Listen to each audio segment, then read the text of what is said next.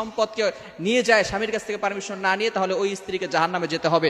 Number 3, তৃতীয় number হচ্ছে স্বামীর পারমিশন ছাড়া নফল রোজাও রাখা যাবে না। গুরুত্বপূর্ণ বিষয়। আপনি মনে করতেছেন এটা তো আল্লাহ তাআলার ইবাদত, আমি আল্লাহ তাআলার ইবাদত করছি, সুতরাং এখানে স্বামীর পারমিশনের কি দরকার? নো। নফল রোজার থেকে স্বামীর সাথে আপনি বসে বসে গল্প করবেন, স্বামীর সাথে আপনি সময় কাটাবেন, নফল রোজার থেকে আল্লাহ পাক রব্বুল আলামিন এখানে আপনার বেশি সওয়াব দান করবে। বলেন সুবহানাল্লাহ।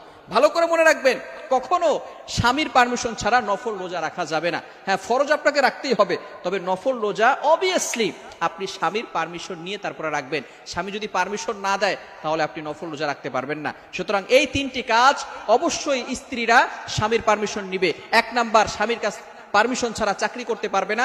2 নাম্বার, স্বামীর পারমিশন ছাড়া স্বামীর সম্পদ নষ্ট করতে পারবে না। 3 নাম্বার, স্বামীর পারমিশন ছাড়া নফল রোজা রাখতে পারবে না। আল্লাহ তাআলা আমাদের সকলকে এই সমস্ত দিন